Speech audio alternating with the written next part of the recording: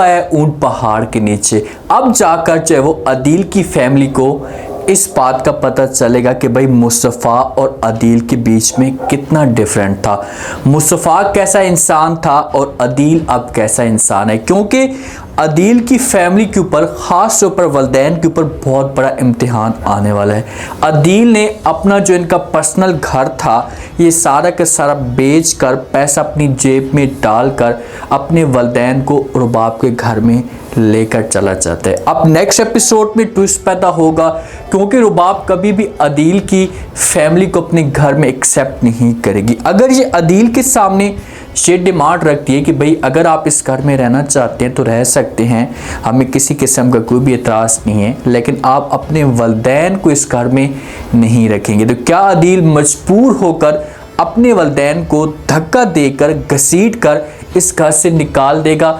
अगर निकालता है तो उसके बाद अदील के वलदैन के पास ठिकाना क्या होगा, इनके पास ऑप्शन क्या होगा, इसे आज के शो में डिस्कस करने वाले हैं। आपका जो वालिद है ना, जब से इसने ऑफिस को ज्वाइन किया और सारी की सारी इसने डिटेल लेने की कोशिश की, अदील के पीछे इसने बंदी लगाए कि भाई सारी डिटेल इसकी लो कि ये किस किस्म का आदमी है और इसने जो पैसा निकाला है इसे कहाँ गया, तो सारी जो डिटेल होती है अदील की रुबाब के वालिद के सामने आ जाती है। पूरी एक फाइल तैयार करता है और ये रुबाब के सामने जाकर पेश कर देता है।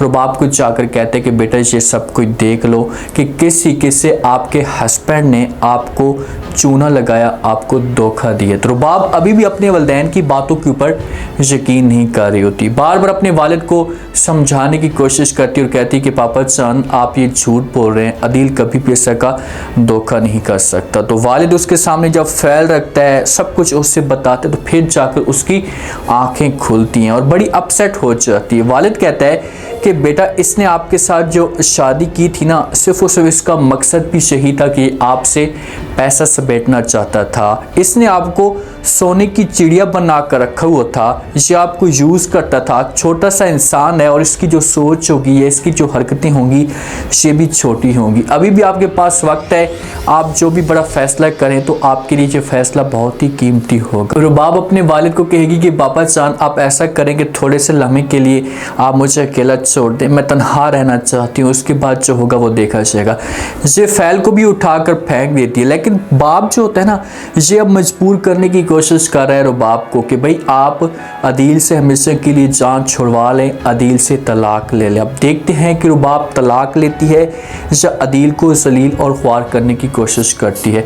अदील कैसे कैसे करके, बड़ी मेहनत करके अपने जो वलदैन का मेन जो घर होता है, जो मेन मुद्दा होता है, ये वो बेच देता है सस्ते दामों में। एक भी तरीके से बेचकर पैसे अपनी जेब में डाल देता है और अपने वलदैन के सामने झूठ बोलता है कि भाई मैंने कोई एक नया अपार्टमेंट्स ले लिए, हम उस घर के अंदर रहेंगे, यहाँ पर रहने का कोई भी फ़ायदा नहीं है। तो ये वलदैन को मजबूर करता है और झूठ बोलकर इनको लेकर यहाँ से चला जाता है। तो बार बार जो माँ होती है, वालिद होता है, इसे अदील से पूछने की कोशिश करते हैं कि बेटा हम जा कहाँ रहे हैं, कब पहुँचेंगे। तो जब इनको बड़े घर के अंदर लेकर जाता है जो रुबाब का घर होता है, तो वालिद और माँ ये सब कुछ देखकर बड़े हैरान और परेशान हो जाते हैं। माँ कहती है कि भाई आपने तो बोला था कि हम किसी अपार्टमेंट्स में जा रहे हैं, तो ये तो कोई बड़ा घर है, कहाँ लेकर आ गए हो।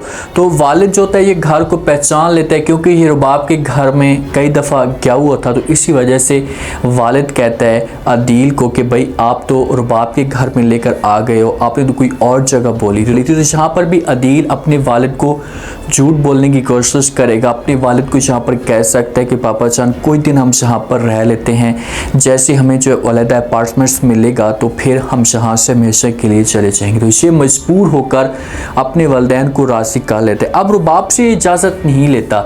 अगर ये रुबाब से जाकर इजाज़त लेता कि भाई मैं अपनी फैमिली को इस घर में लेकर आना चाहता हूँ, तो मैं आपको 100% यकीन के साथ कहूँगा कि रुबाब जो होगी ना ये अदील को इनकार कर देगी और कहेगी भाई आपके वलदैन को मैं अपने घर में नहीं रख सकती। और रुबाब के सामने अदील की मज़ीद ऐसा असलियत खुलना शुरू हो चुकी है, तो ये अपनी जो नफ़रत होगी ये अदील के सामने शो करेगी और ऐसी ऐसी अदील के सामने डिमांड रखेगी कि अदील मजबूरी में आकर वो डिमांड मानने पे राजी हो जाएगा। अब इस घर के अंदर रहना शुरू कर देते हैं, लेकिन रुबाब जब से माहौल देखती है रुबाब को बिल्कुल भी अच्छा नहीं लगता और से अदील को अपने पास बुलाती है। खाने की टेबल पे बैठी होती है रुबाब, तो अदील इसके पास आकर बैठ जाता है। रुबाब अदील को कहती है कि भाई आपके पेरेंट्स की, आपके वालिद की जब तबीयत ख़राब हुई थी तो मैं कुछ दिन वहाँ पर रहने के लिए गई थी, लेकिन इसका मकसद ये तो नहीं है कि आप अपने पेरेंट्स को जहाँ पर लेकर आ जाएं और मैं इनको अडॉप्ट कर लूँ। अब ऐसे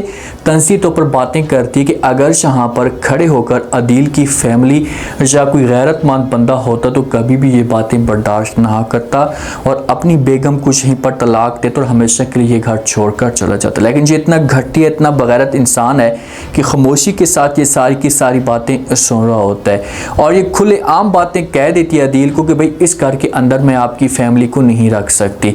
और जब इन दोनों के आपस में डिस्कस जारी होती है ना, तो पीछे से माँ जो होती है या वालिद जो होता है ये बातें सुन लेते और जब ये बातें सुनेंगे तो लाजमी तौर पर ये अदील के सामने बात करेंगे। अदील को कहेंगे कि भाई ये सब कुछ क्या चल रहा है, इस तरीके से तो हम इस घर के अंदर नहीं रह सकते, बेहतर से होगा कि हम यहाँ से चले जाएं। लेकिन अब वलदैन के पास कुछ है ही नहीं, एक फूटी कोड़ी तक नहीं है, तो अदील का जो रवैया होगा उससे अपने वलदैन के साथ चेंज हो जाएगा और नफरत शो करेगा। तो फिर जाकर इनके वलदैन को एहसास होगा कि शायद हमने कितनी बड़ी गलती कर दी है। दूसरी तरफ शर्जीना और मुस्तफ़ा के बीच में हर रोज़ दूरियां बढ़ती जा रही हैं। जब से मुस्तफ़ा को बच्चे की खुशी मिली है तो उसके बाद मुस्तफ़ा थोड़ा सा परेशान रहता है और उसके ऊपर जिम्मेदारी भी आ चुकी है। जब एक इंसान के ऊपर जिम्मेदारी आती है ना, तो फिर वो इंसान जो होता है ये सारी बहर की दुनिया से उसका जो कनेक्शन होता है ये हमेशा के लिए ख़त्म हो जाता है। वो अपने आप को तन्हा महसूस करना शुरू कर देते हैं। अब देखिए कि घर की जिम्मेदारी है, पहले इसके ऊपर घर की जिम्मेदारी भी नहीं थी, बच्चे की जिम्मेदारी है और मुस्तफ़ा ये समझना शुरू हो चुका है कि शायद मैं अपने बच्चों का मुस्तकबिल ख़राब ना करूं।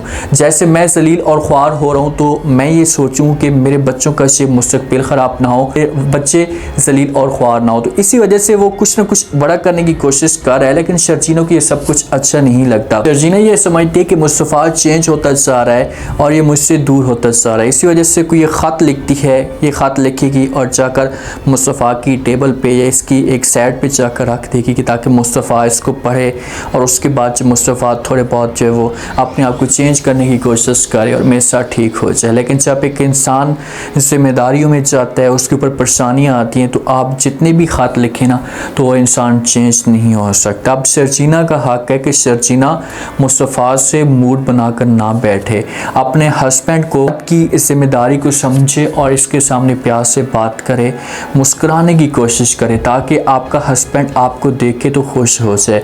इस तरीके से उसका जो दिल होगा वो भी लगा रहेगा और बच्चे के बाद जो प्यार होता है ना वो ऐसा ऐसा तकसीम हो जाता है, बच्चों में भी आपका प्यार तकसीम हो जाता है, तो आप वो वाला प्यार हासिल नहीं कर सकती। तो इसी वजह से शर्जीना को बड़ा डिसीजन लेना होगा ताकि इनके बीच में किसी किस्म की दूरियां पैदा ना हो। लेकिन ऑडियंस इस चीज़ का इंतज़ार कर रही है भाई जो अदील के वालिदैन हैं इनको जल्दी से घर से निकाला जाए ताकि इन लोगों के पास कोई ठिकाना ना हो और ये फिर जाएँ मुस्तफ़ा के पास और जाकर उसी के पास रहें, क्योंकि इनके पास कोई और ऑप्शन मौजूद ही नहीं होगा। तो उम्मीद है आज का रिव्यू, आज के टीज़र आप लोगों को पसंद आया होगा। आपने कमेंट सेक्शन में अपनी कीमती लास्ट में आपको क्या लगता है, क्या नेक्स्ट आने वाले के साथ में जैसा जैसा माहौल बनता जा रहा है तो क्या यहाँ पर इनको रुबाब घर से निकाल देगी? अगर घर से निकालती है तो उसके बाद इनके पास ऑप्शन क्या होगा, इसे किसके पास जाएंगे?